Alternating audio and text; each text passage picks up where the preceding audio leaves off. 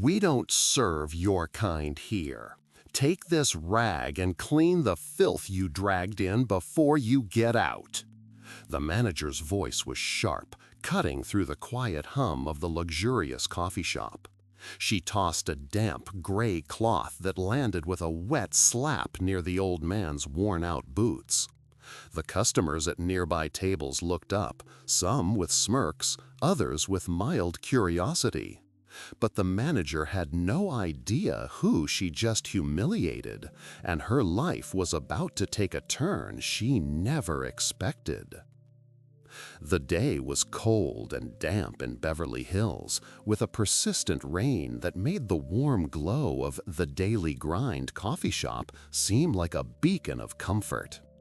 Arthur, a man of 75 years, pushed the heavy glass door open, a small shiver running down his spine. He wasn't dressed for the neighborhood.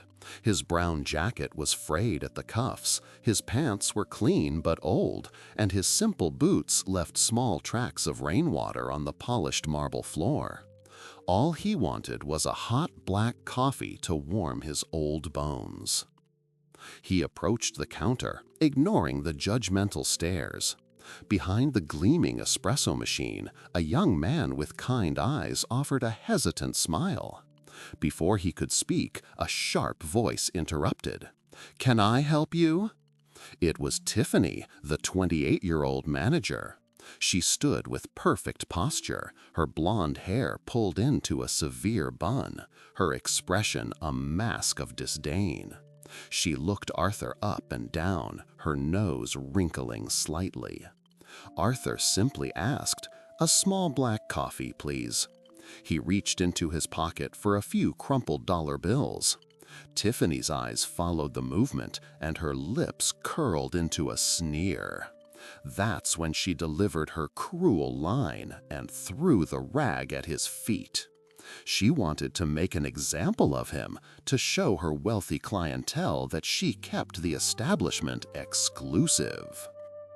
The young barista, whose name tag read Leo, flinched. He looked from his manager's cold face to the old man's calm but weary expression. He opened his mouth to say something, to defend the man, but Tiffany shot him a look that could freeze fire. "Leo, get back to work. Don't just stand there gawking." Arthur didn't get angry. He simply looked at Tiffany, his gaze steady. He then bent down slowly, his joints protesting, and picked up the dirty rag. He wiped the floor where his boots had been, his movements deliberate and without shame. He placed the folded rag neatly on the corner of the counter. "I believe this is yours," he said, his voice quiet but clear. Without another word, he turned and walked back out into the cold rain. Leo watched him go, a knot of guilt tightening in his stomach. What just happened felt deeply wrong. He knew Tiffany was obsessed with appearances, constantly reminding the staff that their brand was about luxury and aspiration. But this was just cruel. The image of the old man walking away, his shoulders slightly slumped against the rain, stuck with him. For the rest of his shift, Leo couldn't focus. He kept looking at the glass door, half expecting the old man to return. During his 15-minute break, he did something risky. He poured a fresh, steaming cup of coffee into a to-go cup, grabbed a warm croissant from the display, and paid for them with his own money. He told Tiffany he was just stepping out for some air. He rushed out into the rain, looking up and down the street. He finally spotted the old man sitting on a wet bench under an awning a block away, staring blankly at the traffic. Leo's heart ached for him. He jogged over, holding the coffee and pastry out. "Sir, I'm so sorry about my manager. This is for you." The old man looked up, surprised. His eyes, a clear and intelligent blue, studied Leo for a moment. He accepted the cup, his cold fingers wrapping around its warmth. "Thank you, son. You didn't have to do this." "I wanted to," Leo insisted, huddling under the awning. What she did was unacceptable. Nobody deserves to be treated like that. Arthur took a slow sip of the coffee. It was a good blend, one he had personally selected years ago. "She seems very proud of her position," he commented mildly. "It's a tough business. You have to be strong." "Strong, yes, but not cruel," Leo replied immediately. "My mom always taught me that you can judge a person's character by how they treat someone who can do nothing for them." He sighed, looking down at his worn sneakers. "I need this job. My mom is sick, and the bills are piling up. But sometimes it's hard to work for someone like her." They sat in silence for a few more minutes, a strange bond forming between the young, struggling barista and the old, mysterious man. Arthur learned that Leo was working 2 jobs and studying online at night, hoping to become a business manager himself one day, one who would lead with respect. "You have a good heart, Leo," Arthur said finally, finishing his coffee. "Don't ever let a person like your manager change that. It is more valuable than any money in this world." He thanked Leo again and slowly walked away, disappearing into the gray mist of the city. Leo returned to work feeling a little better, though he knew Tiffany would be furious if she ever found out what he did. The next few days were tense. Tiffany was even more demanding than usual, barking orders and finding fault in everything. She was preparing for a major corporate visit.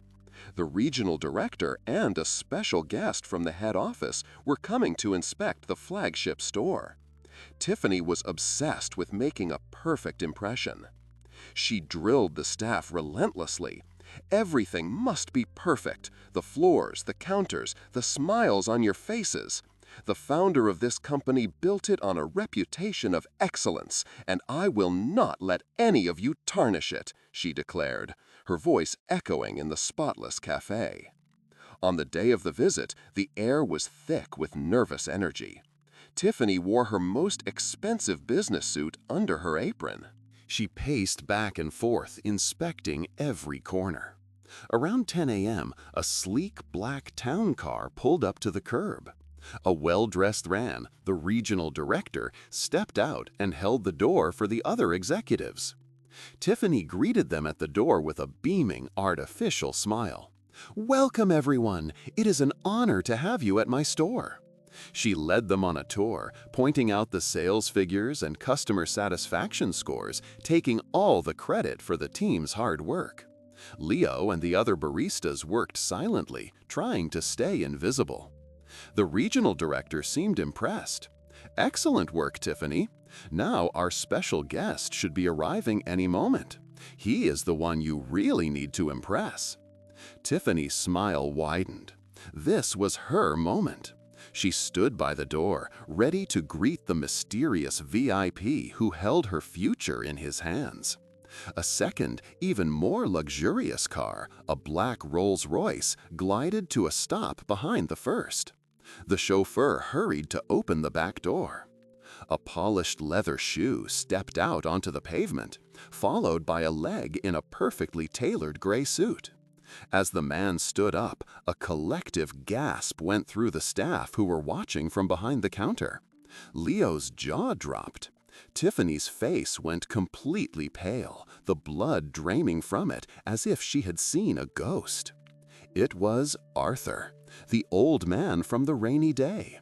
But he was transformed. He was not frail or poor.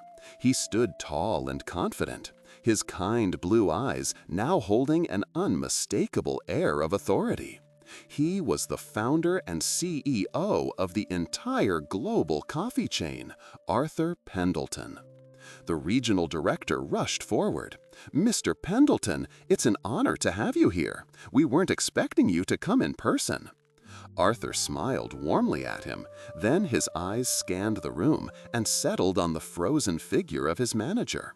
He walked slowly, calmly across the marble floor, his expensive shoes making no sound. He stopped directly in front of Tiffany, who was trembling, her perfect smile now a grotesque grimace of terror. "Hello, Tiffany," Arthur said, his voice as quiet as it was in the rain, yet it carried across the silent room. "We've met before, haven't we? Though my jacket was a little different then." He paused, letting his words hang in the air. "I often visit my stores unannounced, dressed simply, to see the real heart of my company.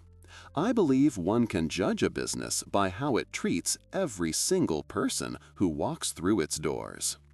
He looked around at the stunned executives and the frightened staff. "A few days ago, I came in here seeking nothing more than a simple cup of coffee to warm myself from the rain. Instead, I was told my kind was not welcome. I was handed a dirty rag and ordered to clean the floor like a servant." Tiffany started to stammer. "Mr. Pendleton, I had no idea. It was a misunderstanding." A misunderstanding? Arthur's voice was still calm, but it now held a core of steel. "There was no misunderstanding. I understood you perfectly." "You believe this brand is about expensive suits and shiny cars? You were wrong. This brand was built on a simple idea that a cup of coffee could be a moment of warmth and human connection for everyone. You failed at the most basic level of human decency." He gestured to the door. "Your position here is terminated, effective immediately. Please collect your personal belongings and leave." Tiffany stared at him, her face a mixture of disbelief and utter humiliation.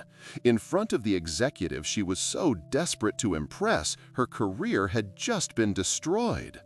Without another word, she turned, her shoulders slumped in defeat, and walked to the back office, avoiding the eyes of her former employees. Arthur then turned his attention to the counter. His gaze softened as he found Leo, who was trying to process the incredible turn of events. "Leo," Arthur said, beckoning him forward. The young man walked out from behind the counter, his legs feeling like jelly. "What you did for me the other day," Arthur continued, his voice now loud enough for everyone to hear, "when you thought I was just a poor old man with nothing to offer you, that is the true spirit of this company. That is excellence." He placed a hand on Leo's shoulder. "Effective immediately, I am promoting you to manager of this store. You will receive a full salary, benefits, and a bonus to help with your mother's medical bills. We will also fund your business management studies. You lead with your heart, and that's the only kind of leadership I want in my company." Leo was speechless. Tears welled up in his eyes as he stammered his thanks. The other employees broke into spontaneous applause. The executives looked on, deeply impressed by their founder's actions. Tiffany emerged from the back room, carrying a small box, her face streaked with tears. She didn't look at anyone as she walked out the door, leaving behind the job she valued more than people. In the end, what we learn from this is that our true worth isn't measured by our job title or the clothes we wear, but by the compassion we show to others, especially when we think no one important is watching. Kindness is a currency that always pays the greatest dividends. If this story touched your heart, please leave a like, share your thoughts in the comments, and subscribe for more stories that remind us of the power of a good heart. We'll see you next time.